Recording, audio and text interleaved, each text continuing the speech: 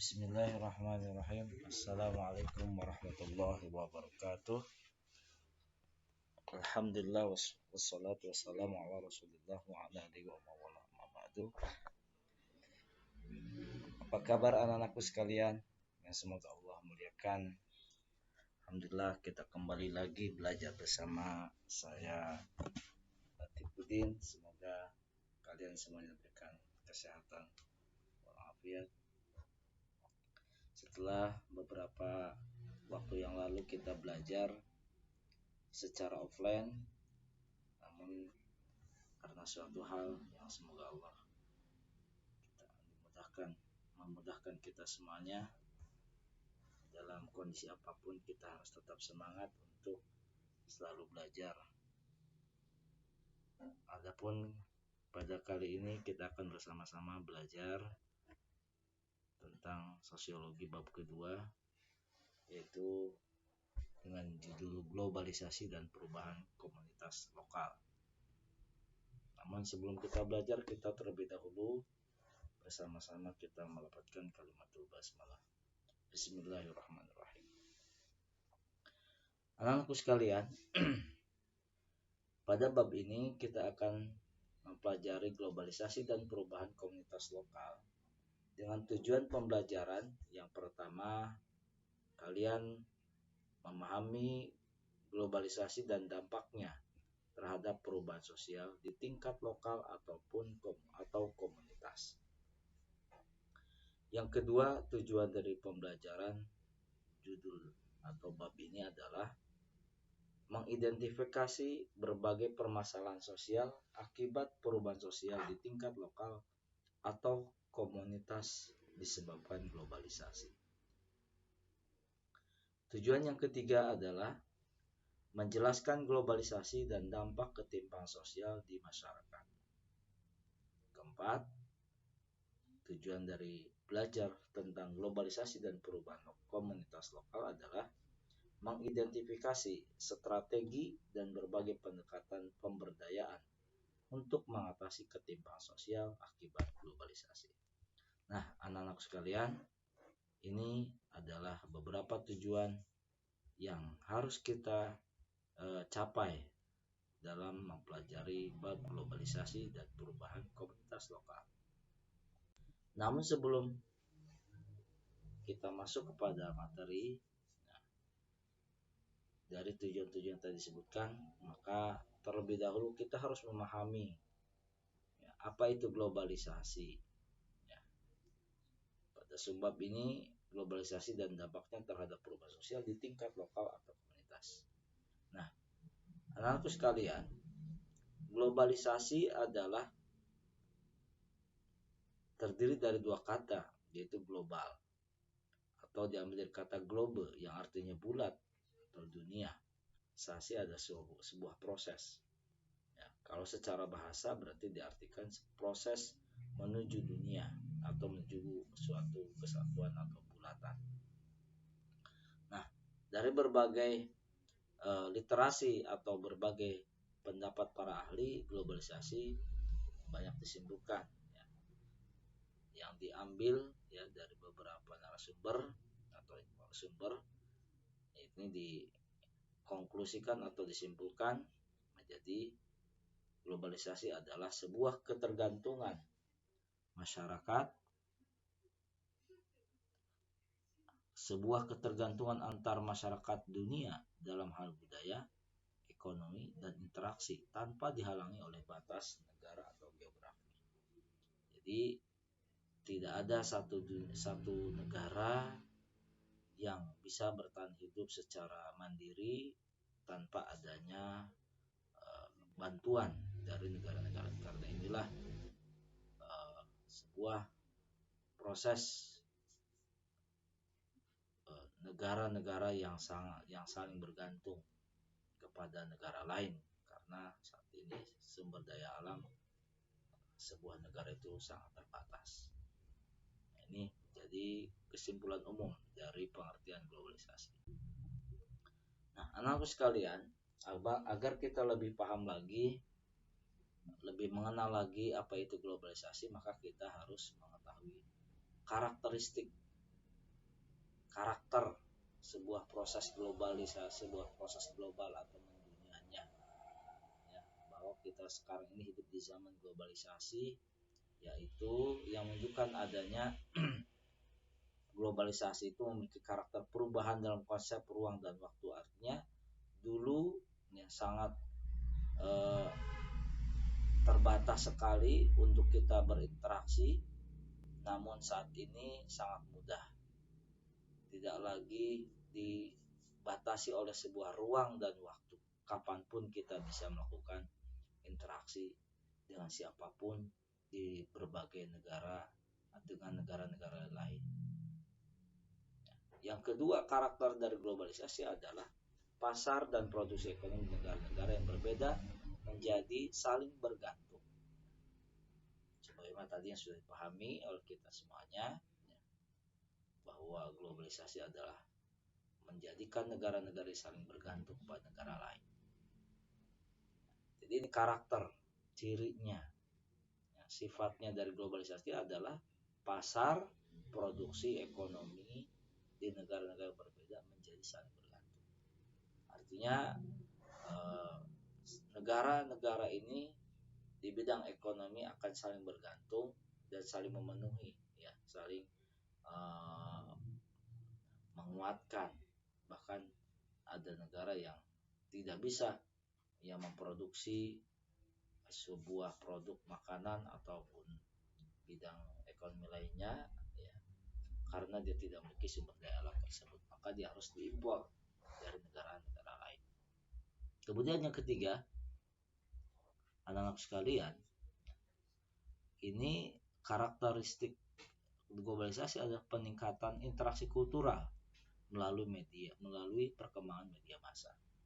Ini menunjukkan bahwa semakin kesini, semakin kekinian, semakin mudah akses informasi karena adanya teknologi internet, maka ya peningkatan interaksi antar negara di bidang budaya ini sangat pesat sekali, ya, karena seiring dengan kemudahan teknologi untuk melakukan interaksi melalui media massa, yaitu melalui internet, kemudian televisi, ya, kemudian juga Facebook, WA, ataupun IG, ya, dan yang lain-lainnya. Nah, ternyata kemudian yang berikutnya, karakteristik globalisasi ini juga meningkatnya masalah bersama. Seperti halnya kita yang hadapi sekarang saat ini, itu adalah semua negara mengalami hal yang sama, masalah yang sama, yaitu menghadapi COVID-19 ini. Nah, anak-anak sekalian, ini menunjukkan bahwa era globalisasi saat ini, ya, karakteristik globalisasi ini memang betul-betul kita rasakan. Selanjutnya, anak-anak sekalian, ini adalah sebuah proses bagaimana globalisasi itu terjadi, ya, di tengah kehidupan masyarakat kita atau di tengah-tengah kehidupan kita sendiri, ya. Nah, kalau kita lihat dari beberapa ahli, globalisasi sebenarnya mulai menarik perhatian ketika dibahas oleh para ilmuwan penganut paham Marxis. Salah satunya adalah Grander Frank yang menguatkan bahwa gejala globalisasi adalah modernisasi, yaitu perkembangan yang bermula dari Eropa Barat menyebar ke seluruh penjuru dunia. Tapi kalau kita tarik lebih awal lagi, ya, sebenarnya globalisasi sudah ada sejak dulu. Cuman kalau lebih modern memang ditujukan pada saat setelah adanya revolusi yang berada di bagian Eropa. Ya. Ini menunjukkan adanya kemudahan, ya, untuk terjadi interaksi, ya, sehingga menyebar ke seluruh penjuru dunia. Nah, apa yang mendorong globalisasi ini terjadi? Ya, kalau kita lihat yang pertama, ya, faktor pendorong globalisasi adalah kemajuan ilmu. Semakin pendidikan ini semakin maju, ilmu semakin bertambah, semakin luas, menjangkau seluruh aspek kehidupan dari hal yang paling besar menjadi hal dan juga hal yang kecil, maka ini akan mendorong terjadinya adanya globalisasi. Kemudian yang kedua ada semakin terbukanya sistem perekonomian negara-negara di dunia. Ini juga ketika negara open ya terhadap negara lain, maka sangat mudah sekali terjadinya interaksi di bidang ekonomi. Sehingga ya ketika terbukanya negara tersebut untuk kerjasama dengan negara lain, maka akan terjadi kontak, baik itu kontak budaya ataupun kontak-kontak yang bidang lainnya. Kemudian juga faktor yang mendorong terjadi globalisasi adalah mengglobalnya pasar uang. Nah, ini menunjukkan bahwa pertukaran ya, jual beli atau transaksi antar negara ini disepakati oleh negara ya, terutama yang punya power ya, terhadap ke negara-negara kecil, negara berkembang, apalagi negara miskin. Maka harus mengikuti ya mengglobalkan pasar uang, misalkan ditentukan dari dolar seperti itu. Kemudian bagaimana kita bisa lebih mengetahui lebih jelasnya seperti apa globalisasi ini, kita lihat ya bagaimana teori-teori globalisasi ini bisa menjelaskan terjadinya globalisasi di tengah kehidupan masyarakat dan juga di tengah kehidupan kita sendiri. Nah, termasuk juga di bidang agama. Kita rasakan sekali di bidang agama ya adanya kemudahan untuk menyampaikan, mensyiarkan ya, menambahkan keyakinan melalui ya teknologi ya. Ya, karena dengan adanya globalisasi kita bisa mudah mendapatkan akses informasi dan situs. Nah, anak sekalian, yang berikutnya adalah komunitas. Bagaimana komunitas ini bisa bertahan di tengah globalisasi? Ya, maka kita terlebih dahulu harus memahami apa sih yang dimaksud komunitas. Yang pertama, menurut MacIver, community atau komunitas diistilahkan sebagai persekutuan hidup atau paguyuban dan dimaknai sebagai suatu daerah masyarakat yang ditandai dengan beberapa tingkatan pertalian kelompok sosial satu sama lain. Ya. Jadi kalau kita lebih mudahnya adalah kelompok ya. Kelompok yang atau paguyuban, persekutuan ya. Persekutuan hidup, kita memiliki kelompok yang punya kesamaan gitu kan.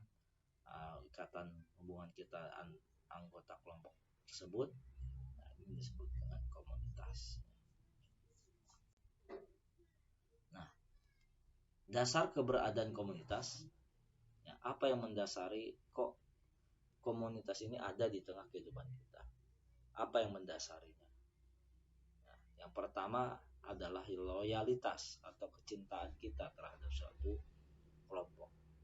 Kalau orang sudah cinta terhadap suatu kelompok, maka dia akan terikat ya, ada tali ikatan yang kuat, yang hubungan yang kuat dengan kelompok tersebut, karena mungkin di dalamnya juga dia terpenuhi sebagai dasar kebutuhannya atau pemikirannya yang sama.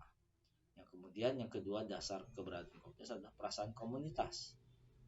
Perasaan komunitas ini dia merasa ada kesamaan nasib, satu rasa ya, satu perasaan, one feel ya, sehingga dia berkelompok dengan komunitas tersebut ya. Kita merasakan dulu mungkin para pejuang 45 dulu bersatu karena merasa ditindas, ada perasaan yang sama, senasib yang sama ya, ditindas atau dijajah oleh Belanda, sehingga mereka berjuang untuk memerdekakan Indonesia dari penjajahan Belanda ini. Sehingga ini menjadi dasar diantaranya adalah untuk keberadaan komunitas itu ada di tengah kehidupan kita. Apa dampak globalisasi terhadap perubahan sosial di tingkat lokal atau komunitas? Yang pertama, ya, akan munculnya urbanisasi, perpindahan, ya, dari desa ke kota. Nah, apa nih yang mendorong? Nanti kita lihat. Yang kedua, kesenjangan sosial ekonomi, ya. Kalau dia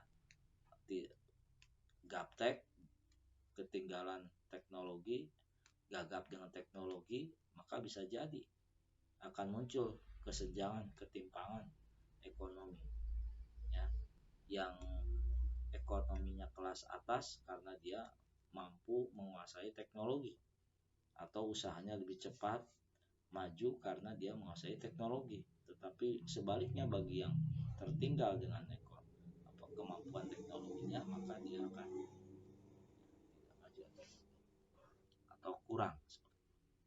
Kemudian juga ternyata dampaknya adalah memunculkan atau memicu terjadinya pencemaran lingkungan alam. Ya, kita tahu sekarang mobil begitu banyak dan menjadi macet di mana-mana. Kemudian juga perubahan bentuk rumah yang dulu ramah lingkungan dengan dengan alam, dengan bahan-bahan baku yang sangat familiar, ramah lingkungan, sekarang menggunakan gedung-gedung dengan menggunakan kaca, ya, sehingga menyebabkan pencemaran cahaya, ya, kemudian juga dan yang lainnya, ya, ini menyebabkan terjadinya pencemaran lingkungan.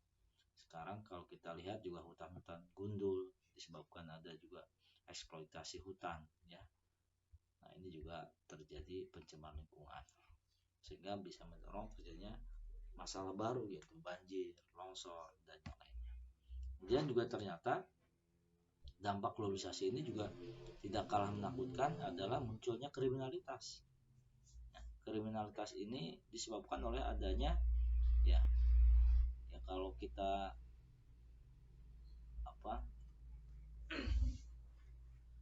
kalau kita menggunakannya, nauzubillah, ya, menggunakan teknologi ini dengan tujuan untuk menghalalkan berbagai cara, bisa jadi, ya, munculnya kriminalitas semakin tinggi, ya, karena melihat misalkan tayangan atau video yang mengajarkan dari hasil kriminalitas yang ada di video tersebut, maka menginspirasi kepada yang lain untuk mengikuti yang sama. Nah, ini nauzubillah. Atau juga kemahiran, kecanggihan teknologi ini ditujukan untuk menjadi alat untuk melakukan berbagai cara untuk mendapatkan keuntungan, ya, dengan cara membobol, gitu, ya, dengan misalkan membobol kode-kode, menghack segala macam, sehingga menyebabkan terjadinya penipuan. Dan ini, ya, dampak sih. Kemudian permasalahan sosial akibat perubahan sosial di tingkat lokal atau komunitas. Ya, apa nih yang muncul? Globalisasi telah membawa pengaruh yang besar bagi masyarakat, namun perubahan yang terjadi akibat globalisasi ini juga menimbulkan berbagai permasalahan sosial bagi masyarakat, seperti cultural shock atau kekagetan budaya, gegar budaya, cultural latch, ya, ketimpangan budaya, disintegrasi sosial, perpecahan, ya, hubungan antar masyarakat, dan ketimpangan sosial, adanya ketidakseimbangan, kesenjangan kehidupan sosial. Nah, ini permasalahan-permasalahan yang muncul akibat perubahan sosial di lokal atau komunitas, yaitu cultural shock, cultural latch, disintegrasi sosial, dan ketimpangan sosial. Nah, anak sekalian, yang berikutnya globalisasi dan dampak ketimpangan sosial di masyarakat. Nah, ini ketimpangan sosial mendorong terciptanya kesenjangan sosial. Secara umum, yang dimaksud dengan kesenjangan adalah pertumbuhan ekonomi yang tidak sama, distribusi hasil pembangunan yang tidak merata. Ini ketika terjadi kesenjangan, ya, maka ada yang kaya semakin kaya, miskin semakin miskin, atau artinya distribusi hasil pembangunan yang tidak merata. Ya, misalkan kalau di kota subur mudah mendapatkan penghasilan ya. Kemudian kalau di desa atau di pelosok itu sulitan, mereka kehidupannya sangat serba terbatas karena tidak adanya pemerataan ya penghasilan, disebabkan oleh adanya globalisasi. Maka ini tugas pemerintah ya, agar mereka bisa mendapatkan sama seperti itu. Nah, apa strategi dan berbagai pendekatan pemberdayaan untuk mengatasi ketimpangan? Nah, ini tugas kita ya. Menurut kalian bagaimana nih? Ya, dampak globalisasi yang terjadi dalam masyarakat tertentu akan berujung juga pada kita sebagai anggota masyarakat dalam komunitas lokal dan lagi adalah sebagai bangsa. Yang pertama ya, kita harus selektif terhadap globalisasi. Ya, jangan hanya mengikuti kesenangan saja. Kita harus hati-hati memilah dan memilih pengaruh-pengaruh yang datang dari luar. Karena setiap apa yang kita cerna, yang kita dapatkan proses tersebut pasti ada positif dan juga negatifnya. Tapi bagaimana kita menjadi arif, ya, bijaksana, selektif dalam memilah-milih pengaruh-pengaruh yang luar. Yang kedua, menghadapi tantangan globalisasi ini, ya, yang menurut Talcott Parsons agar komunitas lokal dapat mengikuti perkembangan zaman dan tetap mempertahankan jati diri bangsa, harus bisa memperhatikan dan mempertahankan sistem-sistem sosial. Parsons juga menyebutkan ada 4 fungsi yang penting dan mutlak dibutuhkan oleh sistem sosial ya, agar komunitas ini tetap ya, berjalan, tetap eksis, yaitu adaptasi, nah, ada penyesuaian. Kedua, pencapaian tujuan atau goal, attainment, disingkatnya G. Ya, jadi ada tujuannya apa yang harus dicapai oleh komunitas ini. Yang ketiga adalah integrasi, persatuan. Yang keempat adalah latensi.